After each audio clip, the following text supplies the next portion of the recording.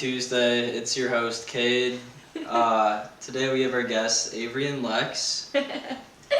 And we are talking about school. We were talking about you. Okay. Hi, welcome back. This is our guest, part 2, with Cade Champion, Part 2, he's back. my younger brother. Yeah, we do want to talk about school. Some people are so interesting, you have to have them on twice. Seriously. Heavily requested guest returns. Glad to be here. But Cade is, I don't know, introduce yourself, you know? You are a senior, you're about to graduate in 2 weeks. Senior, graduating in 2 weeks. I go to CU Boulder. Sco Buffs. Sco Buffs. I mean, that's really it.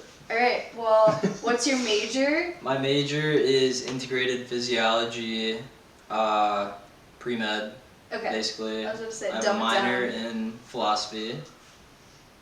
Okay. Yeah. How did you get to that career path and know you wanted to study that in college? Yeah, so I didn't know, like many.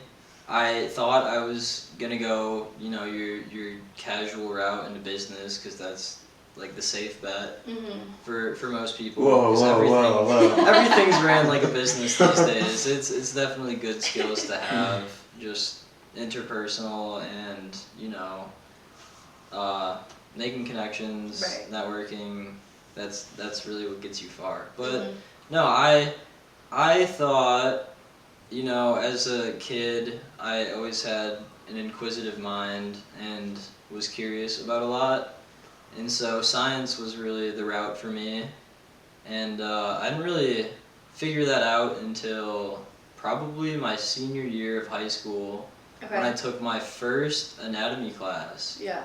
And I was always alright in math, wasn't my favorite, but anatomy really stuck out to me. Just because it's a lot of hands-on learning, you're touching bones and muscles and organs, and it's pretty cool. Getting to know what the human body is made of, because so many people these days don't understand it, but it's our bodies, so it's you really should come to understand it to some degree. You got to see did you get to see a real body in that class? In anatomy, our senior year, we got to go to Marquette's cadaver lab, and that was really the point at which people were like, hell yeah, this is for me. It's okay, it's I want to do this forever. There's people dropping in there as soon as you get in there, because the smell and just the sight of bodies cut up, old, decrepit. Yeah, that's crazy. That really gets to some people, and they're like, all right, if I'm throwing up, passing out, I don't know if I can do this. Oh my god. But no, that's really what sparked it for me. And then the next step of my journey was at the University of Tampa in Florida, where I studied biochem for a year. Then COVID struck, but that was really cool too. Again, hands-on learning. Marine biology is really big there, so we were getting into dissecting starfish and squid and sharks, which was pretty cool. A lot of microbiology labs there too, which were really awesome. But yeah, then I came here, started integrated physiology, and now I'm almost done. So why did you switch over? That was the closest major they offered here, and I love biology. I was not a big fan of the chemistry side. Some pretty hard concepts to wrap your mind around there, because you can't 100%. really put your hands on molecules other than modeling kits and all that, and it was pretty hard to visualize, but it's still pretty cool learning about all that stuff. Yeah. Yeah, so, that's super interesting. It's cool I feel like you don't hear a ton about people getting into the sciences, which is so weird because it's so relevant in our life. It's that's definitely a crazy thing, especially now, is just what we're putting into our bodies and doing to our bodies and how little we understand the effect of Yeah. those things, it's pretty interesting to learn about. So I'm always, picking out little tidbits from class and then like thinking like, holy shit, I should like tell people about this, it's pretty crazy to learn. And that's really what motivates me, I think, is the acquisition for knowledge that like really applies to our lives and that I can share to my friends and family, So what are some of those things that you've learned that you really have, benefited from or started utilizing in your own everyday life or shared with friends and family? Yeah, definitely. So one of the biggest issues right now, I think, in the U.S. is obesity, and like I was saying before, we just have no idea what we're putting into our bodies. Like scientists did a study on Twinkies and those like super processed foods, and the reality of that is there are scientists and chemists that are looking at those foods and having to decipher what they can call edible ingredients and what they're keeping out of the ingredient label, just because they create this product that we all love, but then they're like, when it comes down to it, all right, what can we throw on this label, what should we keep off? Are you allowed to keep things off of the ingredient label? I don't know if I can answer that with my knowledge, but I know there are like loopholes, just like everything. I'm sure. Well, I wonder if it's like the ingredient label's on there, but like maybe it's only the things that are considered food or like edible food, which is like scary to think about. Yeah, exactly. Definitely. Yeah, because I feel like when you're at the grocery store, you look at the ingredients and you just take it as it is. You're like, all right, sweet. Like, or you look at maybe like, oh, sweet, 90 calories, sweet, I can have this. Yeah. But like once you get down to like the I guess like the nitty gritty of the list and like the chemicals that are inside of it, I would say 95% of people who read that have no idea what half the things are in there. But another thing that's been really cool is, like I said before, I have a philosophy minor, and just like applying those ethics and what we learn, like thought experiments and all that, to what I'm learning in science, because they're both science, but one is, like data, like hard evidence, like objective science, while philosophy is more seen as like subjective. And it's pretty cool to learn about both those things together. I think that's definitely helped me become better at critical thinking and like putting things into perspective, second guessing, doubting what's right and what's wrong. Do you see those two things colliding a lot with each other? Definitely.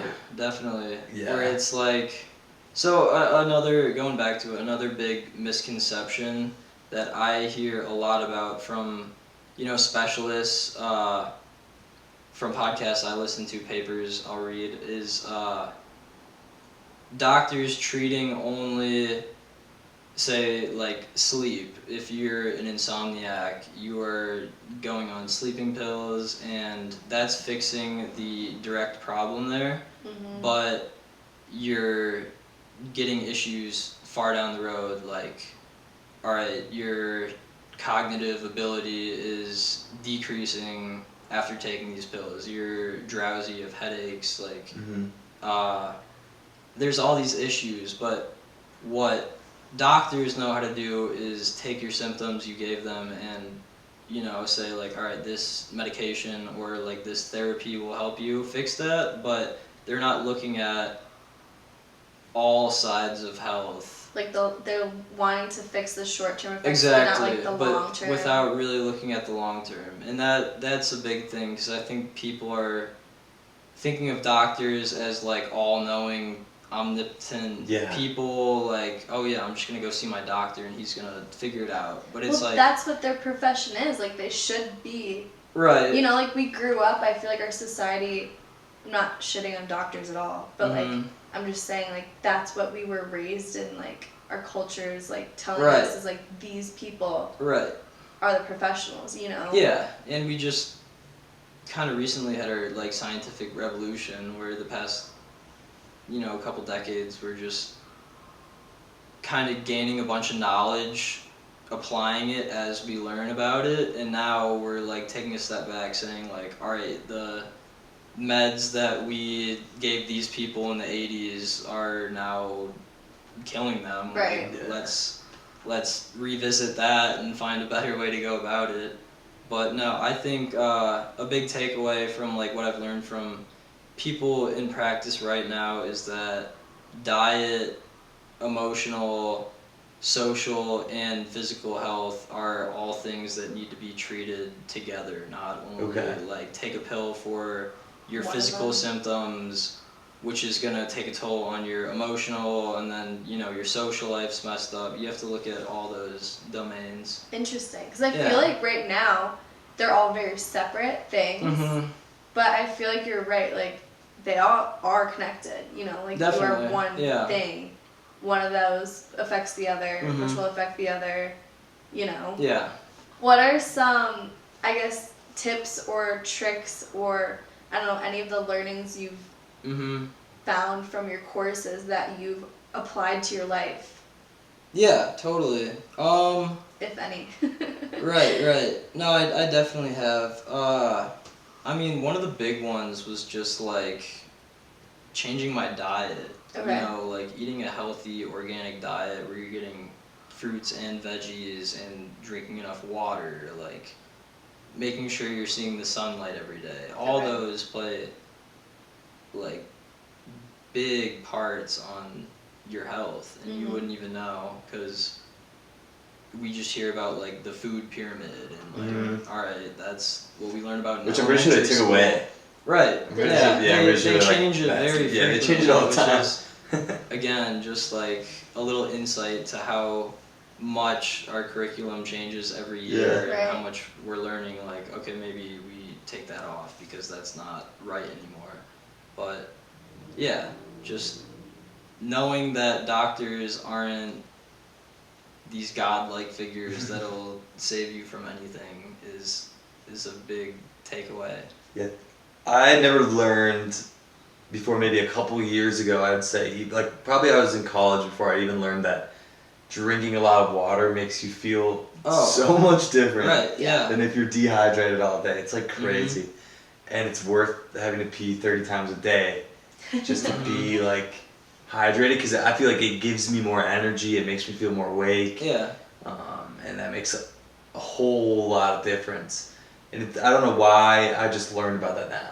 Or like Yeah. not now, but like a couple years ago, I'd say. Right. Maybe I just like totally So I ignored feel like it. it's not like really taught in class. Like when we go to health class, it's like you learn about periods, you learn about I don't know, mental health in a way, and like drugs and alcohol. Like that was like the focus of health class. Like basic health class. But Yeah. like it's not any of those like actual beneficial and like things you need to know. Like drink a lot of water will fix your whatever wrong with you.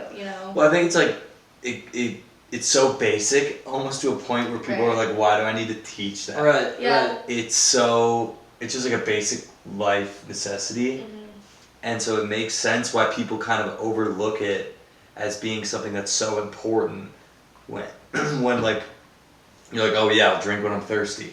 It's just a natural habit, but like making sure that you're constantly drinking, sometimes even if you're not thirsty, just to have those fluids like going Right. Definitely. through Yeah. it, I guess. Okay, I want to go back to how you got into pre-med and Yeah. like what was there like one thing or someone that kind of inspired you to do it, or it was like the career path you want to be on? Like Yeah. what got you there? Definitely. So both our parents were in business, and so we always had that growing up.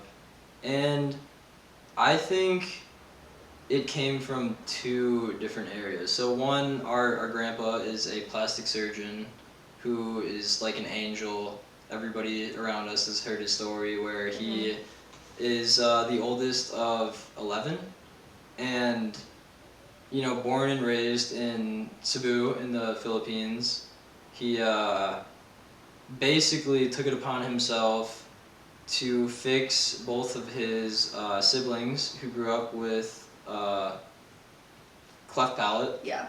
in their lip, and he studied, worked to get through school in the Philippines, where he then came over to the U.S. and basically just got his PhD, where then he fixed his siblings, and that was his mission, Yeah. And now, even after doing that, he still goes back every year to treat people who don't have the money to pay for these kind of surgeries, and so they go on medical missions to do that for free all around the Philippines. And just like hearing about that, and then in contrast hearing from our parents, from a lot of our friends' parents, like, that are just in business, like, I hate my job, I don't know where this is going, there's no more job security, it's all like kind of scary. And Right. so that, in combination with, I just think that's much more fascinating than how do we make as much money as possible. Okay. That was definitely what drove me to stick to science. Well, it seems like it's a direct path to making a change or making an impact on real life. Yeah. That's what it sounds like. It's like I can directly look at this and be like, I'm making an impact on somebody else's life or on this world, which is right. 'Cause that's how seems really cool. Papa, our grandpa's like that too. Like, he's always like, help people. Whatever your career is, you want to help people. Like, that should be your goal, your value, Yeah, he always talks about ikigai, finding something you love doing that also benefits the world. And it's just I'm not trying to put whatever business in a dark light. We're both business, so. There's millionaires who do nonprofits and give back to charity, right. and that's a great way to go about it too. I'm just more after the hunt for the truth and what we should be worried about and what's going on, because you definitely hear a lot about that, and just getting to know about your body is pretty fascinating. I know you hate this question, so I'm sorry in advance, but what is your career goals or career path look like, and how do you want, I don't know, what would be your dream job one day? Right. That you're trying to obtain through obviously your education and career path. Okay, so in reality, I am 2 weeks out from graduation and about to be thrown into the fire of reality. Right. I don't know what I'm doing. I am kind of on here to normalize, me and a bunch of my friends are going back to our parents' houses next year, and that's what we're going to do. We're going to save money, bum off them, and figure it out from there. But I am working a internship right now in clinical research of device testing and medical devices, and I find that pretty fascinating. I don't know long term what my career path would look like, but I do not plan on going to medical school as of right now or anytime soon anymore. Okay. So I hope to stick in research and figure it out from there. I do want to emphasize normalizing going home and also Right. not knowing what you want Right. to do. I don't think it's realistic to say everyone who's graduating college knows exactly what they want to do with their life. No, not at all. I don't know. No, I don't know what I want to do right now. I was about to say, I don't want to been speak out of for you, college but for a year. speaking for myself, yes, I have a career, I'm happy in it, but I don't know what I'm going to be doing in 10 years or where I actually want my career to lead me to. I do appreciate you being honest, Right, and 'cause I sharing think that. there are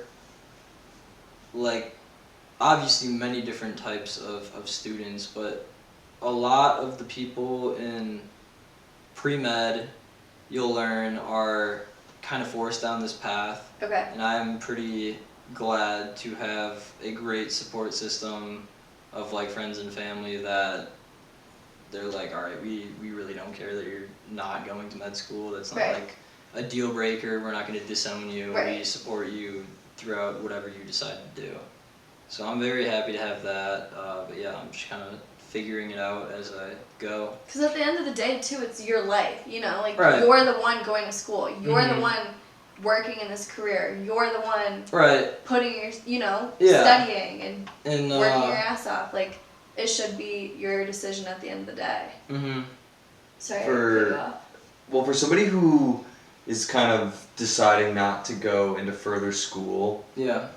what would you think, like somebody who's thinking like, or maybe on the fence of like, should I go into med school Right. and do right. that whole path, or should I like find something else? What do you think somebody like needs in order to make that leap to med school, or like? Definitely. So I'm very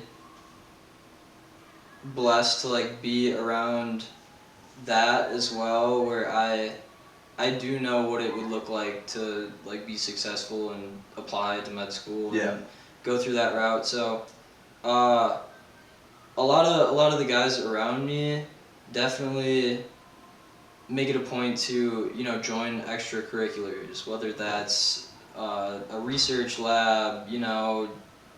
Another big thing is just like utilizing your resources, because I've always been that kid who's like quiet and just like I think I'm smart enough. I'll figure it out one way or another. But no, like seriously, reach out to professors, classmates, whatever. Make a study group that aligns with your goals and that's motivated. Like even just reaching out to professors. Hey, do you run a lab? Like get to know them. Go into office hours. Yeah, make a club with like-minded people, or even just doing like volunteer work. So what really landed me the job I have right now, that's great, honestly. I'm not as qualified as I should be for this job, but they saw my resume and it's like a business internship. It's my cooking job from 8th grade. It's all these random jobs like landscaping, whatever. And what they said was like, hey, we really appreciate like the amount of time you're putting into your volunteer work and extracurriculars.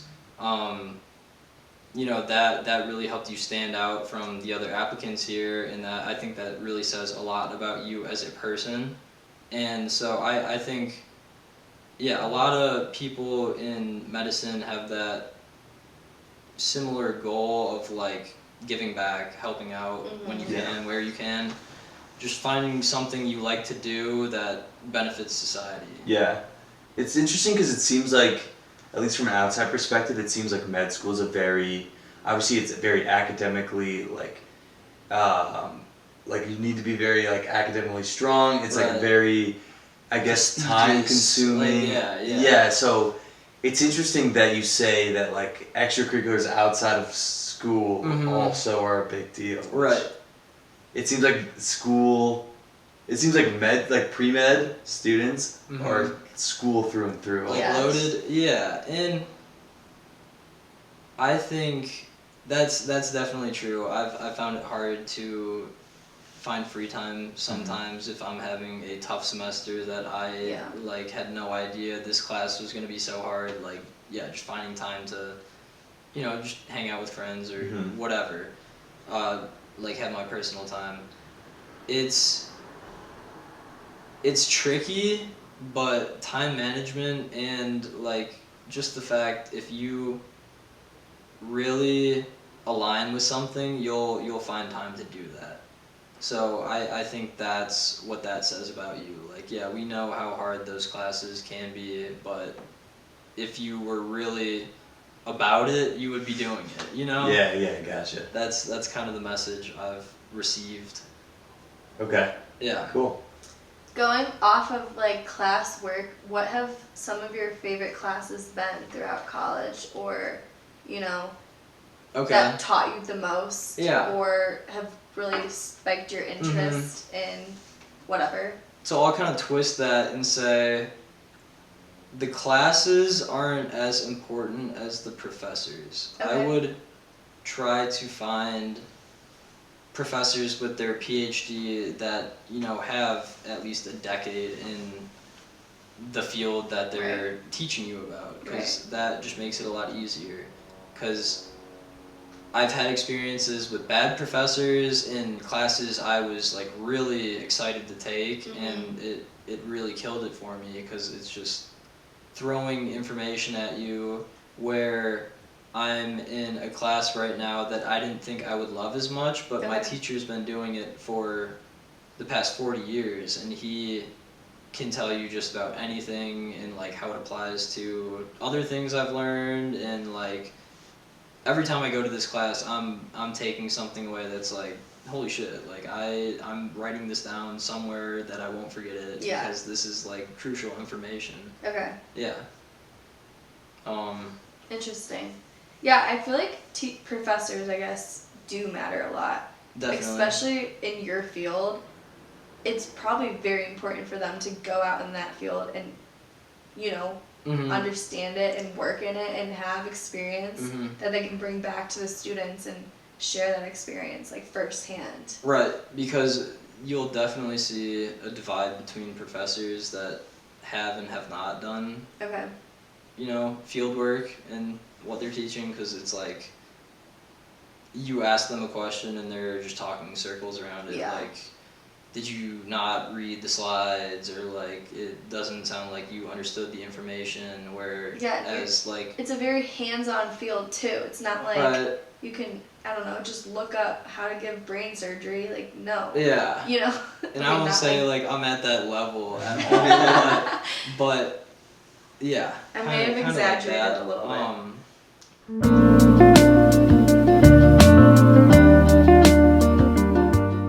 If you guys love gold jewelry as much as I do, you have to check out Slide Jewels. Slide Jewels is a jewelry brand that crafts contemporary and affordable pieces from high-quality stainless steel. From earrings, necklaces, rings, and bracelets, Slide has pieces for everyone. Use code TOSOMEEXTENT to get 30% off your purchase. Links and promo code will be in the show notes, so check it out. Yeah, so would you have any like tips or advice for somebody who is kind of trying to think about like their senior year of high school, maybe junior year, thinking about doing pre-med, maybe moving off the path a little bit from like that typical business track or something like that? What kind of advice for someone who's about to graduate in 2 weeks and has done the whole thing? Definitely. So I have a couple here. One was just find a good study group or like-minded, motivated kids that you can get together with, and they'll be like, all right, we got to go to the library at this time, we're leaving at this time, and we're knocking off unit 1, 2, and 3, And another tip from that is something that really helped me that we're hearing a lot about more now is get to a point where you can teach a concept to your friend, because when you're understanding it in your own words, it's going to come back like that to you when you're forced to reproduce it on paper, And I think that helped me a lot, because I was the kid just, scribbling notes out, doing like 140 slides in the span of like 2 days, thinking like, all right, this is gonna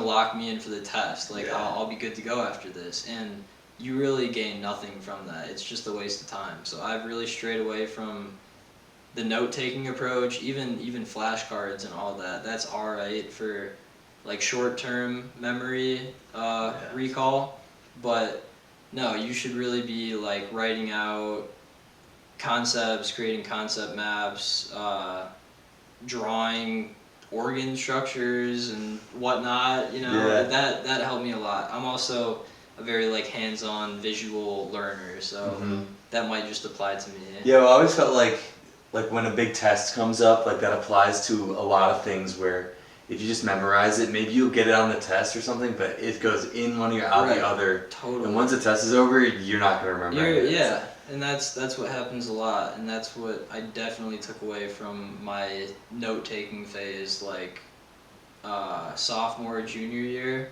Okay.